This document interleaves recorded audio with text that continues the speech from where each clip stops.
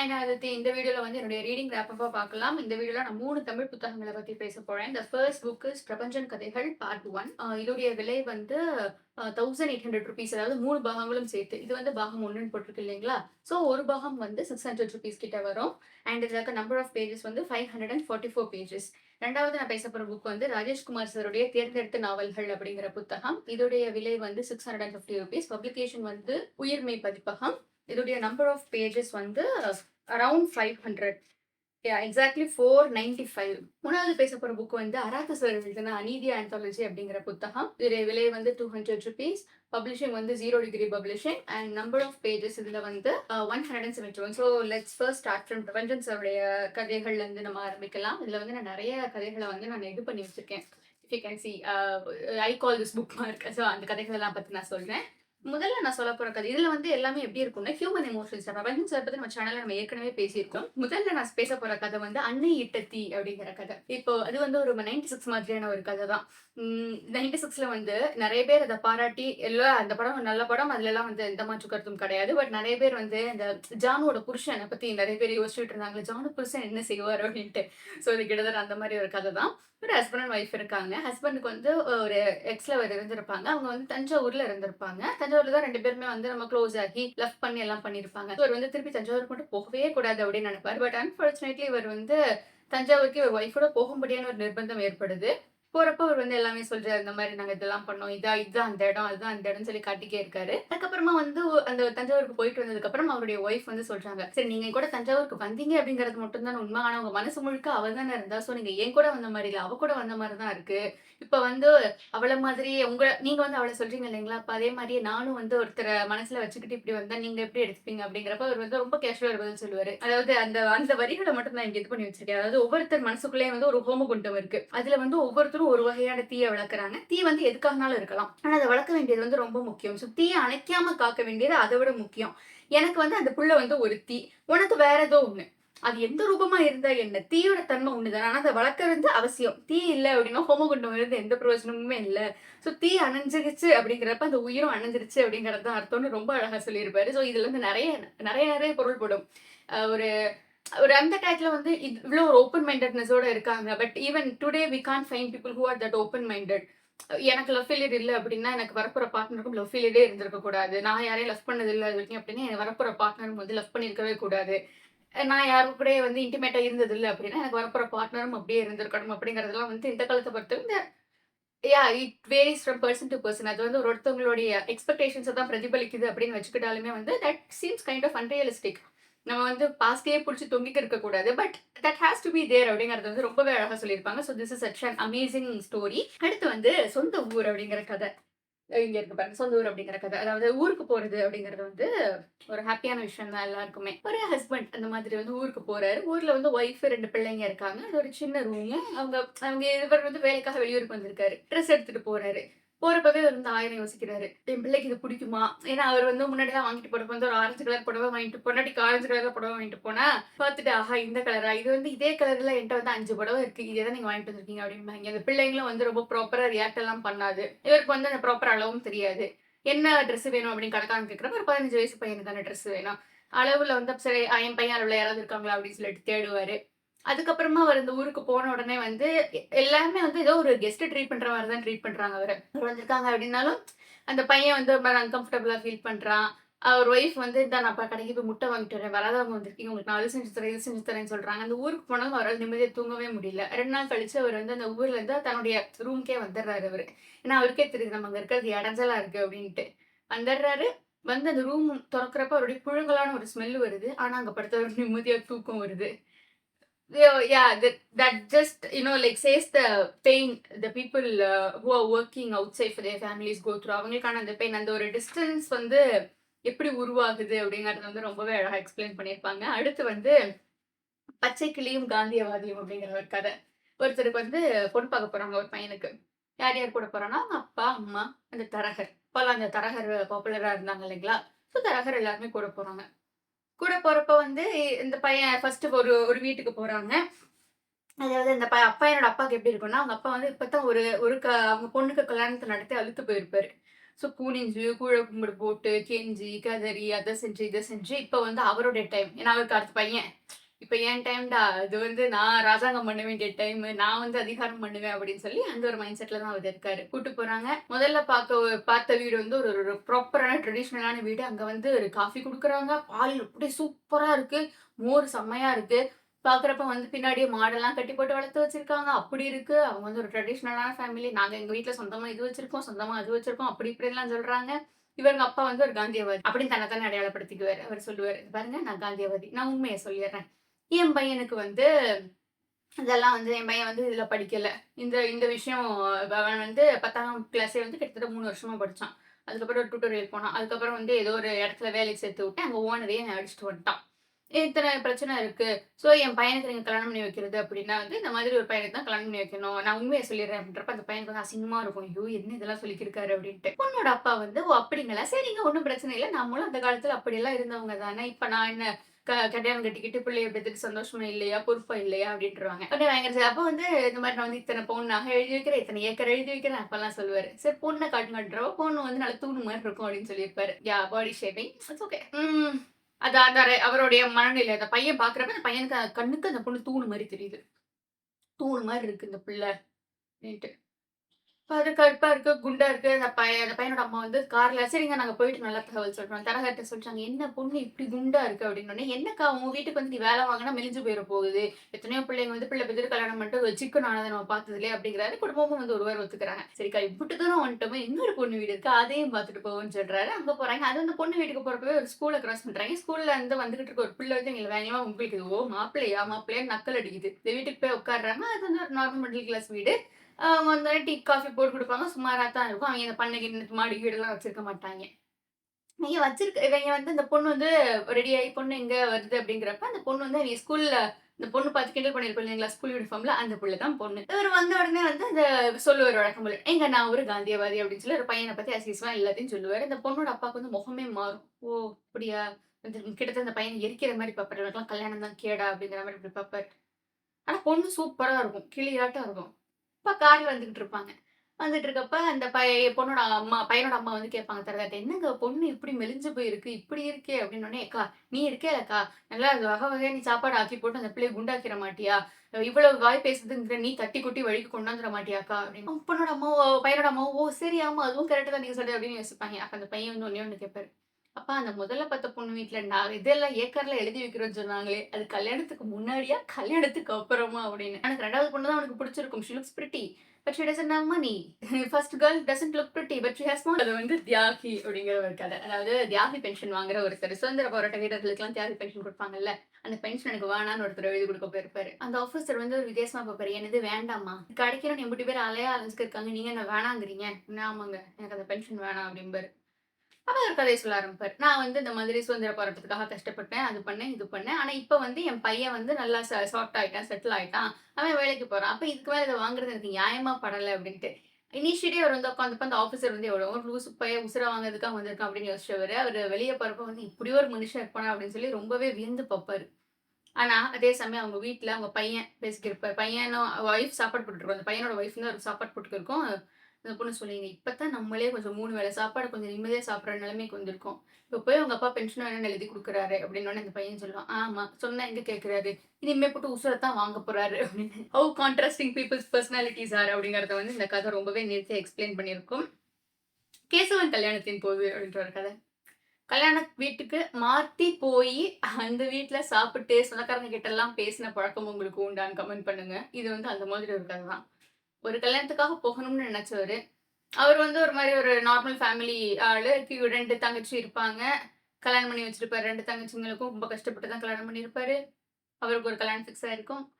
கூப்பிடுவாரு வந்து கல்யாணத்துக்கு வந்துருங்க. மார்னிங் இது வச்சிருக்கேன். ஆஃப்டர்நூன் லஞ்ச் வச்சிருக்கேன். ரூம் புக் பண்ணியிருக்கேன். நைட்டு டின்னர் வரைக்கும் சாப்பிட்டு தான் நீங்க கிளம்பணும்னு. பட் இவரால இந்த வேலைனால போக முடியாது. ஈவினிங் மேல தான் பஸ்ஸே ஏறியிருப்பாரு. ஒரு கல்யாண வீட்டுக்கு போவாரு. அங்க வந்து சாப்பாடு அமர்க்களமா இருக்கும். தட்டபுடலா இருக்கும். யோசிப்பாரு எப்புட்றா இம்புட்டு கஷ்டப்பட்டு கல்யாணம் பண்ணி குடுத்தவர் வந்து இப்படி இவ்ளோ பெரிய இது தனக்காக பண்ணிக்கிட்டாரா? இப்படியோ பெரிய வசதி இருக்கா அவருக்கு? அப்படின்லாம் யோசிப்பாரு. சாப்பிடுவாரு. எல்லார்ட்டயும் பேசுவாரு. கலகலன்னு பேசுவாரு. பார்த்தா பையனும் பொண்ணும் கடைசில அவருக்கு தெரிஞ்சவங்களே கிடையாது. அந்த கல்யாணத்துக்கு நான் போகல. அத பத்தி எனக்கு வருத்தம் இருந்ததா அப்படின்றது டவுட்ஃபுல் தான். ஆனா வந்து அவருக்கு அந்த கேசவனுக்கு வந்து பின்னால வருத்தம் இருந்திருக்குன்றத நான் பின்னால பேசினப்ப தெரிஞ்சுக்கிட்டேன் அப்படிம்பாரு. So it's kind of funny. அடுத்து வந்து தொலைந்து போனவள் அப்படிங்கிற ஒரு கதை. அதாவது அ ஒரு பொண்ணு வந்து அந்த கல்யாணத்துக்கு அந்த பொண்ணு ரெடி ஆகுறப்ப, கல்யாணத்துக்கு ரெடி ஆகுறா அப்படி இன் த சென்ஸ் ஒரு மாப்பிள்ளை எல்லாம் பார்க்க வீட்டுக்கு வர்றாங்க. இனிஷியலி வந்து இந்த பஜ்ஜி, கிஜ்ஜி அதெல்லாம் போட்டு வச்சு ரெடியா இருப்பாங்க. பட் வர்ற மாப்பிள்ளைங்க வந்து பிடிக்கல, ஆயிரங்காரணம் சொல்லி பிடிக்கல, வரதட்சணை பத்தல, நகை பத்தல, பையனுக்கு காசு குடுக்கணும், பையனோட கலரா இருக்கா, பையனோட படிச்சிருக்கா, என் நம்பர் ஆஃப் ரீசன் சொல்லி வேணான்னு சொல்லிட்டு போயிருவாங்க. இனிஷியலி அவ்வளவு இது பண்ணி அப்படி இருந்த பொண்ணு வந்து அவ்வளவு செஞ்சு செஞ்சு போட்டு இன்னும் ஒரு மாரி ஒரு கட்டத்துல வந்து கூச்சமா இருக்கும் அந்த பொண்ணுக்கே. லேட்டர் ஆன் அது இறங்கி, இறங்கி, இறங்கி வெறும் கடையிலேருந்து வாங்கிட்டு வந்த மிக்சர் ஒரு பர்ஃபிக்கு வந்து நிக்குது. அதே வந்து மாப்பிள்ளை வீட்டுக்காரங்க ரொம்ப கராரா பேசிட்டு போனதுக்கப்புறம், அந்த அக்காவும், தங்கச்சியும் பின்னாடி உட்காந்து அந்த பர்ஃபியும், மிக்சரையும் சாப்பிட்டுட்டே பேசுவாங்க. ஸோ அத பத்தி இவங்க அவ்ளோ அழகா பேசுவாங்க. அத பத்தி அதாவது "இப்படி ஆயிடுச்சுக்கா, என்னக்கா பண்றது?" அப்படின்றப்போ ஒரு கட்டத்துல அந்த அக்கா வந்து, "சரி எனக்கு கூட விடு. உனக்கு வந்து ஒரு நல்ல இது ஆகணும். இல்லன்னா எனக்கு இந்த குடியா முழுக போகுது. நான் பார்த்துக்கிறேன்." அப்படின்ற ரேஞ்சுக்கு ஸோ எந்த ரேஞ்சுக்கு வந்து இந்த மாதிரி விஷயங்கள்லாம் பெண்கள புஷ் பண்ணுது அப்படிங்கிறத வந்து சார் வந்து ரொம்பவே நேர்த்தியா எக்ஸ்பிளைன் பண்ணியிருப்பாரு. அடுத்து வந்து "காலம் இனி வரும்" அப்படிங்கிற ஒரு கதை. ஒரு பொண்ணுக்கு வந்து பீரியட்ஸ் அப்படின்னா, இப்ப வரைக்குமே ஒதுக்கி வைக்கிற ஆளுங்க இருக்கத்தான் செய்றாங்க. 3 நாள் வந்து அந்த 3 நாள் எதுவும் கிச்சனுக்குள்ள வராத, இத தொடாத, அத தொடாத 1000 ரெஸ்ட்ரிக்ஷன்ஸ் குடுப்பாங்க. ஆனா, ஒரு பொண்ணு கல்யாணம் பண்ணிட்டு போன வீட்ல அப்பதான் அந்த பொண்ணுக்கு கல்யாணம் ஆயிருக்கும். கல்யாணம் பண்ணிட்டு போன வீட்ல, அந்த பொண்ணு வந்து போகும். போயிட்டு பீரியட்ஸ் கொஞ்ச நாள் கழிச்சு பீரியட்ஸ் ஆகுறப்ப, அந்த பொண்ணு வீட்ல இருந்து அம்மா வீட்டுக்கு அனுப்பிச்சு வச்சுருவாங்க. "அதோடலாம் இங்க இருக்காத, உங்க அம்மா வீட்டுக்கு போ" அப்படின்னு. இனிஷியலி இந்த பொண்ணுக்கு வியர்டா இருக்கும். என்ன இதுக்கெல்லாம் அம்மா அனுப்புறாங்க அப்படின்ட்டு. அந்த பொண்ணோட வீடு எப்படி அப்படின்னா, அந்த பிள்ளை வர்றப்பவே அவங்க அப்பா வந்து போய் லைப்ரரி கார்ட் போட்டு வச்சிருப்பாரு. ஸோ அந்த அளவுக்கு எஜுகேஷன் அந்த மாரி விஷயங்களுக்குலாம் முக்கியத்துவம் குடுக்குற ஒரு குடும்பம் அது. அந்த அளவுக்கு படிப்பு, முற்போக்கான சிந்தனை எல்லாம் உள்ள ஒரு குடும்பத்துல பொறந்த ஒரு பொண்ணு வந்து, இப்படி ஒரு குடும்பத்துல போய் மாட்டிக்கிறா. மாசா மாசம் அனுப்பி வைக்கிறாங்க. அந்த பிள்ளை மாசா மாசம் வர்றப்ப அந்த டிக்கெட் கவுண்டர்ல பஸ்ஸுக்கு ட்ரெயினுக்கு டிக்கெட் குடுக்குறவர் வந்து நக்கலா பறிச்சிருக்கிறாரு. அந்த ஆட்டோக்காரர் வந்து அந்த பிள்ளை வந்து ரைட்ரா அப்படின்ட்டு. இது பண்ணிக்கிறாரு. உங்க வீட்லயே வந்து ஒரு மாரி அசிங்கமா பார்க்குறாங்க. என்ன மாசம் மாசமா இப்படி அனுப்புவாங்க அப்படின்ட்டு. அந்த பிள்ளை வந்து அவங்க புருஷன்ட்ட சொல்லும். புருஷன் வீட்டுக்கு போனோனே புருஷன் வந்து அந்த பிள்ளைய பார்த்து சந்தோஷப்பட மாட்டான். அந்த பிள்ளை முறுக்கு டப்பா அவங்க அம்மா குடுத்துருப்பாங்க. "ஏய் முறுக்கு" அப்படின்ட்டு போவான். அந்த பிள்ளை புருஷன்ட்ட அதாவது அவன் வந்து ஒரு வியர்டான ஒரு ஆளு. சாப்பிடுறப்ப கையில இலைய பிடிச்சுக்கிட்டே தான் சாப்பிடுவான். வீட்டுக்கு வர்றப்ப வந்து தூங்கிட்டே தான் வருவான். பேசக்கூட மாட்டான் அந்த பிள்ளைகிட்ட. அம் அவன் பேச ஆரம்பிக்கும் நைட்டு பெட்ல போய் பேச ஆரம்பிப்பான், அவன் தூங்கிருவான். இப்ப டெய்லி இப்படி தூங்கிட்டு தான் இருப்பான் அவன். அவங்க அம்மா வந்து ஏதோ சொல்ல நெனப்பாங்க. "பிள்ளை வீட்டுக்கு வந்திருப்பா, அடுத்த மாசமாவது" அப்படின்ட்டு நிறுத்திக்குவாங்க. சொல்ல முடியாது அப்படின்ட்டு. "அடுத்த மாசமாவது நீ நல்ல செய்தியோட வா" அப்படிங்கிறது. ஆனா, இங்க தான் நல்ல செய்திக்கு வழியே இருக்காது. இந்த பிள்ளை வந்து அவங்க புருஷன்ட்ட சொல்லும். ஒரு நாள் நைட்டு இந்த மாரி, "ஏங்க இப்படி அசிங்கமா இருக்குங்க எனக்கு. இப்படியே போயிட்டு இருந்தா. எல்லாரும் நக்கலா பார்த்து சிரிக்கிறாய்ங்க. எல்லாம் ஒரு ஒரு மாரி பேசுறாய்ங்க ஊருக்குள்ள. மாசா மாசம் 3 நாள் இந்த பிள்ளை இங்க வந்து டேரா போட்டு போகுது. என்னதுன்னு அசிங்கமா கேட்கறாங்க" அப்படின்னு பேசிட்டு இருக்கும் அந்த பிள்ளை. திரும்பி பார்க்கும், அவன் தூங்கிருவான். அதான் கதை. அவ்வளோதான். இந்த கதையும் வந்து சொல்றதுக்கு வந்து ஒண்ணுமே இல்ல அப்படிங்கிறது தான். இன்னொன்னு வந்து அ ஒரு குடும்பத்தில வந்து மாமன் உறவு அப்படிங்கிறது. அதாவது ஒரு குடும்பத்தில வந்து ஒரு அப்பா, ஒரு மாமா அதாவது தன் ஒய்ஃபோடைய தம்பி எடுத்து கூடவே பிள்ளைங்களோட பிள்ளைங்களா வளர்க்குறாரு. எல்லாம் செய்றாரு. இந்த பையனுக்கு வந்து ஒரு நல்ல இடத்துல சம்மந்தம் கிடைச்சுன்னா, இந்த பையன் எல்லாம் ஒதுக்கி தள்ளிட்டு போயிடுறான். பார்க்க கூட வரமாட்றான். பார்க்கலாம் வந்து இவங்க காசு கேட்டுருவாங்க. இந்த வாழ்க்கையில இவங்க காசு கேட்டுருவாங்க அப்படின்னு சொல்லி வரமாட்டேங்கிறாரு. ஒரு கட்டத்துல வந்து அவருக்கு எல்லாம் நொடிச்சு போயிருது. திரும்பி வந்து இங்க வர்றாரு. இந்த வீட்டுக்கு வந்து அவர் பிள்ளைய குடுக்குறாரு. "பிள்ளைய மட்டும் நீங்க வளர்த்துக் குடுங்க. என்னைய வளர்த்த மாரி என் பிள்ளைய வளர்த்துக் குடுங்கன்னு" வீட்ல இருக்க எல்லாரும் வந்து அசிங்கமா திட்டுறாய்ங்க. அறிவு இல்ல. இத்தன நாளா இவன் பாட்டுக்கு காசு இருந்தப்ப எங்க கண்ணுக்கு தெரிஞ்சா, காசு இல்லாதப்ப மட்டும் என் புருஷன் கண்ணுக்கு தெரிய வேணாம் அப்படி இப்படின்ட்டு. அவங்க அப்பா வந்து பார்த்துட்டு, அவங்க அப்பா அடுத்த நாள் இருந்து அவங்க அப்பா, "ஏய் ஏன் இப்படி பண்ண? அப்படிலாம் ஏன் சொல்றது? ஏன் அப்படிலாம் சொன்ன? அப்படி எப்படி போய் இப்படி விரட்டுவ நீ புள்ளைய?" அப்படின்னு சொல்லிட்டு போய் அந்த பையன கூட்டிட்டு வந்து, அந்த பையனையும் வளர்ப்பாரு அவரே. பார்க்குறப்ப எல்லாருக்கும் என்ன தெரியும்னா, அந்த தம்பி அது ஃபர்ஸ்ட்டு அந்த மாமாவ வளர்த்த மாரி தான் இவரையும் வளர்க்குறாரு அப்படின்னு சொல்லிட்டு தெரியும். So how human emotions are yet again playing a vital part அப்படிங்கிறது இந்த கதையில வந்து இன்னொரு தடவ ரொம்ப அழகாவே எக்ஸ்பிளைன் பண்ணியிருப்பாங்க. அம்மா அப்படிங்கிற கதை வந்து சிங்கிள் பேரண்ட்ஸ் அவங்க சிங்கிள் பேரண்ட் கூட வளர்ந்த எல்லாருக்குமே வந்து ரொம்ப ரிலேட் ஆகும். அதுவும் சிங்கிள் மதர் கூட வளர்ந்தவங்களுக்கு ரொம்ப ரிலேட் ஆகுற ஒரு கதை. அம்மா வந்து அவங்கள பத்தி யோசிச்சிருக்கவே மாட்டாங்க. சின்ன வயசுல இருக்கப்ப அவ்வளோ பெருசா ஒரு டிஃபரன்சஸ் தெரியாது. பட் வளர வளர ஒரு ஒரு பிசிக்கல் நீட், ஒரு எமோஷனல் நீட் எல்லாம் வந்து அவங்க என்ன பண்ணியிருப்பாங்க? கூட ஒரு பெர்சன் வேணுமே! அவங்க அது இல்லாம இவ்ளோ கஷ்டப்பட்டுருப்பாங்க அப்படின்னு சொல்லி, ஒரு பையன் யோசிக்கிற கதை. லேட்டர் அவங்க அம்மாவுக்கு வந்து இன்னொருத்தர புடிக்குது. அ ஒரு மாரி வியர்டா ஃபீல் பண்றான். எப்படி அப்படின்ட்டு. சில விஷயங்கள் அவனுக்கு உரைக்குது. அவங்க அம்மாவ பார்க்குறான். அவங்க அம்மா வந்து ரொம்ப நிம்மதியா இருக்க மாரி இருக்கு. ரொம்ப சந்தோஷமா இருக்க மாரி இருக்கு. ஸோ அம்மாவ பத்தி இனிமே அவன் கவலைப்பட மாட்டான். இதெல்லாம் வந்து நான் சொல்றது வந்து ஓரளவு எமோட் ஆகும்னு நான் நெனைக்கிறேன். பட் நீங்க படிச்சு பார்த்தீங்கன்னா, உங்களுக்கு இன்னுமே ரொம்ப அழகா எமோட் ஆகும். ஏன்னா நெறைய சின்ன சின்ன நுவான்சஸ் எல்லாம் சொல்லியிருப்பாங்க. இப்போ அவங்களுக்கு ஒரு ஃப்ரெண்ட் இருப்பாங்க அவங்க அம்மாக்கு. அவங்க வந்து இந்த மாதிரி ஒரு ஊர் பக்கம் வந்து ஒருத்தவங்களுக்கு ஃபர்ஸ்ட் நைட் ஏற்பாடு பண்ணி வச்சுட்டு வந்து, அந்த பிள்ளை வந்து கொஞ்ச நேரத்துல வந்து அலறி அடிச்சு ரூம விட்டு வெளில ஓடி வந்துச்சு. அப்புறம் அந்த மாப்பிள்ளைய ஆஸ்பத்திரிக்கு கூட்டிட்டு போய் தான் சரி பண்ணாங்க அப்படின்ட்டு. என்ன பிரச்சனை அப்படிங்கிறத ஒரு உவமை சொல்லுவாங்க. அதாவது கத்தி, லெமனு கத்திய வச்சு லெமன வெட்டணும். வெட்டுனதுக்கப்புறம் அந்த கத்தி வந்து திருப்பி உள்ள போணும்ல. அந்த கத்தி உள்ளயே போகலன்னா உடனே கொல்லுன்னு சிரிப்பாங்க எல்லாருமே. எங்க அம்மா சொல்லுவாங்க, "என் பையன் அங்க இருக்கான். சும்மா இரு, சும்மா இரு" அப்படின்ட்டு. ஸோ அதெல்லாம் வந்து அம்மா எப்படி இது பண்ணிக்கிட்டாங்க? அந்த மாரி சில விஷயங்கள்லாம் சொல்றப்ப அம்மாக்கே ஒரு மாரி கஷ்டமா இருந்திருக்காது. ஒரு மாரி யோசனையா இருந்திருக்காது அம்மாக்கு அப்படிங்கிறதெல்லாம் அந்த பையன் யோசிச்சு பார்க்கறது வந்து ரொம்பவே நல்லாருக்கும். "விட்டு விடுதலையாக்கி" அப்படிங்கிற ஒரு கதை வந்து இதுதான் this is the last story I might tell like this. ஒரு பிஹெச்டி படிக்கிற ஒரு ஸ்டூடண்ட் ஒரு பொண்ணுகிட்ட வந்து ஒரு ப்ரொஃபசர் வந்து தப்பா நடந்துக்க ட்ரை பண்றாரு. இந்த மாதிரி என் கூட 2 நாள் ஊட்டி கொடைக்கானலுக்குலாம் வா. நம்ம அதெல்லாம் வந்து பேசிக்கலாம் அப்படின்னு சொல்லுவாரு. இந்த புள்ள வந்து தன்னுடைய ஃப்ரெண்டு கிட்ட வந்து சொல்லும். இந்த மாதிரிடா, இப்படிடா அப்படின்னு சொல்லிட்டு வந்து சொல்லும். சொல்றப்ப இவன் வந்து அதாவது எனக்கு ஒரு ஹெல்ப் வேணும் அப்படிங்கிற அந்த ஒரு இதுல தான் அந்த பொண்ணே வந்து கேட்கும். எனக்கு ஒரு அவஸ்தை எனக்கு என்ன பண்றதுன்னு தெரியல அப்படின்னு வந்து அந்த பொண்ணு கேட்கிறப்ப இவன் வந்து வழக்கம் போல நீங்கள் பெண்கள் தைரியமாக இருக்க வேண்டும். அப்படி இருக்கணும், இப்படி இருக்கணும். என்ன இப்ப பண்ணிருவான் அவன் அப்படி இப்படின்னு சொல்லிட்டு கடைசியா சொல்லுவான். பார்த்துக்கோ நீயே. நிலைமை கை மீறி போச்சுன்னா கூப்பிடு. நம்ம என்ன அத பார்க்கலாம் அப்படின்ட்டு. என்ன சொல்றதுன்னே தெரியாது. இந்த பொண்ணுக்கு தேவைப்பட்டதெல்லாம் இந்த டயத்துல வந்து ஒரு ஹெல்ப் தான். அத நேரடியா வந்து கேட்டாலும் கூட, "நீ ஒரு பெண், நீ சாதிக்க ஐயோ! ஏங்க இப்படி பண்றீங்க?" அந்த மாரி தான் இருக்கும். ஸோ ஹவ் பீப்பிள் ஆர் பெர்சீவிங் அப்படிங்கிறத வந்து ரொம்பவே நேர்த்தியா எக்ஸ்பிளைன் பண்ணியிருப்பாங்க. அடுத்து வந்து ராஜேஷ்குமாருடைய தேர்ந்தெடுத்த நாவல்கள். ராஜேஷ்குமார் சார பத்தி நான் ரீசென்ட்டா சென்னை புக் ஃபேர் பிளேலிஸ்ட்லயே பேசியிருந்தேன். இதுல வந்து கிட்டத்தட்ட எத்தன நாவல்கள் இருக்குன்னா, குட்டி குட்டி குறுநாவல்கள் தான் எல்லாமே. ஒரு 7 குறுநாவல்கள் இருக்கு. அது இந்தியன் என்பது என் பேரு அப்படிங்கிற நாவல் பத்தி மட்டும் நான் சொல்றேன். 2 வித்தியாசமான கதைக்களங்கள். ஒரு ஹாங்காங்ல இருக்கிற இந்தியர்கள்லாம் வந்து மர்மமான முறையில கொலை செய்யப்படுறாங்க. அதாவது 2 மாசத்துக்கு ஒரு கொலை அப்படின்ற விதத்துல விழுந்துகிட்டே இருக்கு கொலை. ஒரு 1 வருஷத்துல மட்டும் கிட்டத்தட்ட ஒரு 13, 14 கொலைகள் நடந்திருக்கும். இதெல்லாம் ஒரு சைடா ஒருத்தவங்க வந்து ஒரு கட்டிங்ஸா எடுத்து வச்சுட்டு இருப்பாங்க. இன்னொரு தரப்புல வந்து ஒரு தங்கச்சி அவங்க அண்ணன பார்க்கறதுக்காக ஹாங்காங்க்கு வந்திருக்கும். ஒரு கூட படிக்கிற ஒரு விமான பணிப்பெண் வந்து ஒரு லிப்ஸ்டிக் ஒண்ணு குடுப்பாங்க. நீங்க வந்து ரொம்ப அழகா இருக்கீங்க, அப்படி இருக்கீங்க, இப்படி இருக்கீங்கன்னு சொல்லி அந்த பிள்ளை கூட போய் காஃபி எல்லாம் சாப்பிட்டு ஒரு லிப்ஸ்டிக் குடுப்பாங்க. கஸ்டம்ஸ்ல அந்த லிப்ஸ்டிக் மாட்டிக்கும். செக் பண்றப்ப அந்த லிப்ஸ்டிக் என்ன இதெல்லாம் எதுல போதைப் பொருள் வச்சிருக்கீங்களா நீங்க? அப்படி இப்படின்னு புடிச்சு கூட்டிட்டு போயிருவாங்க இந்த புள்ளைய. இல்லங்க நான் அப்படிலாம் எதுவும் பண்ணலங்க. நான் தப்பெல்லாம் எதுவும் பண்ணலன்னு லிப்ஸ்டிக்க தொறப்பாரு. அந்த ரூமே வெடிச்சு சிதறிரும். எல்லாருமே செத்து போயிருவாங்க. இந்த பிள்ளையோட அண்ணன கஸ்டடியில எடுத்து விசாரிக்க ஆரம்பிப்பாங்க. அவ பாவம் தானே கொண்டு வந்தா. நீ வந்து யாருக்காக வேலை பார்க்குற? நீ எப்படி ஒரு ரெஸ்டாரண்ட்ட வந்து குறைந்த காலக்கெடுவுல இவ்ளோ பெருசா வளர்த்த நீயு? என்ன பண்ண நீ? சொல்லு அப்படின்னு எல்லாரும் புடிச்சு கேட்பாங்க. அவருக்கு வந்து என்ன சொல்றதுன்னே தெரியாது. இல்லங்க நான் தப்பு பண்ணல அப்படிம்பாரு. போலீஸ் வந்து அடிச்சு அவரையும் கொன்றுவாங்க. இன்னொரு தரப்புல இந்த இன்வெஸ்டிகேஷனுக்காக இந்தியாலருந்து ஒரு சிலர் வர சொல்லியிருப்பாங்க. அவரு வந்து இறங்குன உடனே வந்து ஒரு மர்மமான குரல்கள்லாம் அவருக்கு கேட்டுக்கிட்டு இருக்கும். ஃபோன் வரும். "நீ யாருன்னு எனக்கு தெரியும்." அப்படிலாம் சொல்லுவாங்க. "நீ எதுக்காக இங்க வந்தனும் எனக்கு தெரியும்ன்றதெல்லாம் சொல்லுவாங்க. ஃபைனலி இதெல்லாம் வந்து எங்க போய் முடியுது?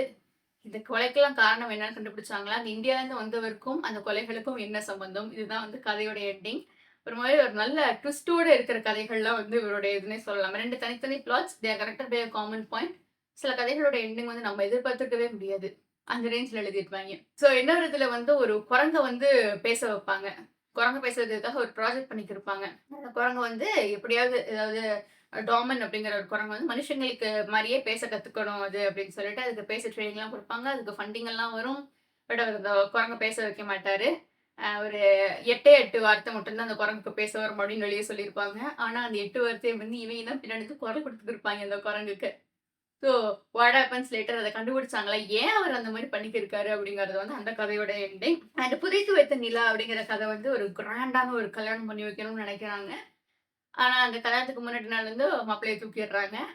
அந்த மாப்பிள்ளை வந்து உயிரோட வேணும் அப்படின்னா, அந்த பொண்ணுக்கு வந்து ஒரு உடல் ஊனமுற்றவங்க ஒரு இடத்துல இருந்து, நீங்க வந்து உடல் உடல் ஊனமுற்ற பையன பொண்ணுக்கு கல்யாணம் பண்ணி வைக்கணும் அப்படிங்கிறது தான் இது கண்டிஷன்.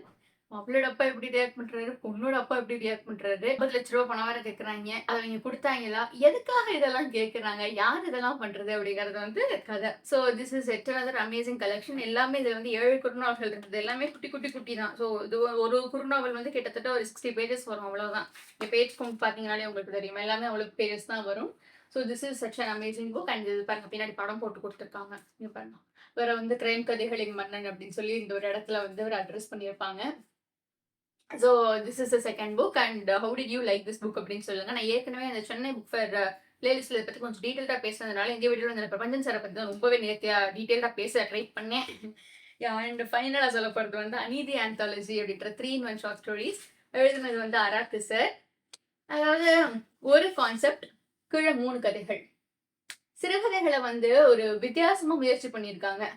அதாவது ஒரு 3 in 1 அந்த மாதிரி வச்சுக்கலாம். இங்க 3 in 1 போட்டிருக்காங்க பார்த்தீங்களா? 3 in 1 ஷார்ட் ஸ்டோரீஸ். அதனால தான் இந்த புக்கே நான் எடுத்தேன். என்னடா வித்தியாசமா 3 in 1 அப்படின்னா என்னன்றதுக்காக தான் நான் எடுத்தேன். ஒரு கான்செப்ட், அதுக்கு கீழ இருக்க 3 கதைகள். இப்போ ஃபார் எக்ஸாம்பிள் இப்போ வந்து ஒரு பிரேக்கப் அப்படின்னா, ஒரு பெரிய இடத்துல இருந்து ஒரு பணக்கார கப்பிள் பிரேக்கப் பண்ணிக்கிறாங்க அப்படின்னா, அவங்க எப்படி எடுத்துக்கிறாங்க? ஒரு சாதாரண வேலை பார்க்குற ஒரு கப்பிள் லவ் பண்றவங்க தான் எல்லாருமே. அந்த பையன் பிரேக்கப் பண்ணிட்டு போறான். இப்ப எனக்கு நீ வேணாம். நீ இன்னொரு வீட்டு புள்ளைய கட்டிக்க போறேன். நீ வந்து என் சாதி கிடையாது அப்படின்னு சொல்லிட்டு போறான். அந்த மிடில் கிளாஸ் பையன். இந்த பெரிய இடத்துல இருக்கிறவங்க வந்து எனக்கு வந்து உனக்கு பிடிச்சிருக்கு. பட் நம்ம ரொம்ப ஃபாஸ்ட்டா மூவ் பண்ணிக்கிட்டு இருக்கோம்னு எனக்கு தோணுது. Let's take a break. Let's take time அப்படிம்பாய்ங்க. இவன் வந்து நான் வந்து இந்த இந்த ஜாதியை சேர்ந்த புள்ள நீ. உன்னை நான் கெட்டிக்கிட்டேன் அப்படின்டா எங்க ஜாதியில பிரச்சனை வந்துரும். அப்படியும் அந்த பொண்ணு வந்து சரி அப்படின்னு ஒரு மாரி குழப்பத்துல ஒத்துக்கும். இந்த பிள்ளை வந்து அசிங்கமா கேட்கும். எப்பத்தான் தெரியுது நான் வேற ஜாதின்னு. அப்பல்லாம் தெரியலையா? அப்படி இப்படின்னு அசிங்கமா கேட்கும். அது எப்படி அத எடுத்துக்கிறாங்க ஒவ்வொருத்தரும் அந்த பெர்செப்ஷன பத்தி சொல்லியிருப்பாங்க. பிளஸ் ஒரு ஒரு வியர்டான கதை வந்து ஒரு பொண்ணு அவங்க ஹஸ்பண்ட் நல்லா பயங்கரமா லவ்வபுல்லா நல்லா ஜாலியாவே இருப்பாங்க அவங்க. அவங்க ஃப்ரெண்டுக்கு வந்து குழந்தை இருக்காது. ஸோ அந்த பொண்ணுக்கு வந்து ஒரு வியர்டான ஐடியா தோணும். இந்த மாதிரி வந்து காலேஜ் படிக்கிறப்ப வந்து நமக்குள்ள எந்த ஒளிவு மறைவும் இருக்கக்கூடாது. நம்ம வந்து ஹஸ்பண்ட்ஸ் வரைக்கும் ஷேர் பண்ணிக்கணும். யா ஹியர் ட்ரீட் அப்படின்னுலாம் பேசியிருப்பாங்க. இந்த பிள்ளை வந்து உங்க ஹஸ்பண்ட்ட சொல்லும். இந்த மாரி வந்து நம்ம எல்லாம் சேர்ந்து ஒரு கோவா ட்ரிப் போலாம். நீங்க வந்து ஒரே ஒரு நாள் அவ கூட இது பண்ணுங்க. அவ ஹஸ்பண்டுக்கு தான் பிரச்சனை இருக்கும். இந்த பிள்ளையோட அந்த ஃப்ரெண்டோட ஹஸ்பண்டுக்கு அது ரிப்போர்ட்ஸ்லாம் வந்துரும். போயிட்டு நீங்க ஒரே ஒரு நாள் அவ கூட இருங்க. குழந்தை வந்தா பார்த்துக்கலாம். இல்லன்னா வேணாம் விட்டுறலாம் அப்படின்னு சொல்லிட்டு. ரூம்குள்ள அந்த அந்த பையன் போன உடனே அந்த பிள்ளை சொல்லும். இதுக்காக தான் நான் காத்துக்கிட்டு இருந்தேன் அப்படிங்கும். ரைட்ரா. என்னமோ ஆப்பு வச்சுட்டாங்க இவைங்க அப்படின்னு நமக்கு தெரியும். ஸோ இந்த மாதிரி வந்து எல்லாமே கொஞ்சம் காம்ப்ளெக்ஸான எமோஷன்ஸ்லாம் எழுதியிருப்பாங்க. Plus sir has some kind of ஒரு நல்ல ஒரு வித்தியாசமான ரைட்டிங் ஸ்டைல் சாருக்கு. கொஞ்சம் நம்ம வந்து தற்கால எழுத்தாளர்கள பத்தி பேசலாம் அப்படின்னு தான் நான் சாருடைய புக்க எடுத்தேன். So if you R someone who is in for this இப்போ இருக்கிற இந்த ட்ரெண்ட்ல இருக்கிற இந்த ரிலேஷன்ஷிப், ஃப்ரெண்ட் ஜோன் நெறைய டெர்ம்ஸ் சொல்றாங்கல்ல. லைக் இந்த ஒரு தடவ மட்டும் செக்சுவல் ரிலேஷன்ஷிப்ல இருக்கிறது, இல்ல வீக்கெண்ட்ஸ்ல மட்டும் செக்ஸுக்காக மீட் பண்ணிக்கிறது, ஸ்வாப்பிங், ஸ்விங்கிங் இந்த மாதிரி விஷயங்கள்லாம் if you are kind of உங்களுக்கு அந்த மாதிரி விஷயங்கள்லாம் ஓகே. அது அது ஒரு விஷயம் அப்படின்னு சொல்லிட்டு கேஷுவலா எடுக்கிற ஆளா இருந்தா, அந்த மாதிரி விஷயங்கள்லாம் நீங்க தமிழ்ல படிப்பீங்க அப்படின்னா, நீங்க சாருடைய புத்தகங்கள் எடுத்துக்கலாம். ஸோ திஸ் இஸ் வாட் நான் சாரோட இன்னொரு புத்தகத்த பத்தியும் நான் பேசியிருக்கேன். And this is kind of adult plus. சாரோட இன்னொரு புத்தகம் நான் வந்து லிங்க் கீழ குடுத்துறேன். இதே கலைஞர் லைப்ரரி பிளேலிஸ்ட் தான் நான் பேசியிருக்கேன். அண்ட் அதுவும் வந்து கிட்டத்தட்ட இதே மாதிரி ஒரு காம்ப்ளெக்ஸான ரொமான்டிக் ரிலேஷன்ஷிப்ஸ பத்தி தான் அதுவும் பேசியிருப்பாங்க. And so this is all kind of 18+ தான். இந்த இந்த மற்ற 2ம் கூட I won't say they are 18+, but this is definitely 18+ தான். Even if there are no cuss words or any kind of explicit scenes எல்லாம் இல்ல அப்படின்னாலுமே, இதுல டீல் பண்ணிருக்க காம்ப்ளெக்ஸ் அது டீல் பண்ணிருக்க டாபிக்ஸ் எல்லாமே வந்து 18+ தான். And so this is my wrap up and please tell me how did you like this video and அடுத்து என்ன மாதிரி விஷயங்கள் பார்க்கலாம் அப்படின்னும் சொல்லுங்க. And subscribe to me.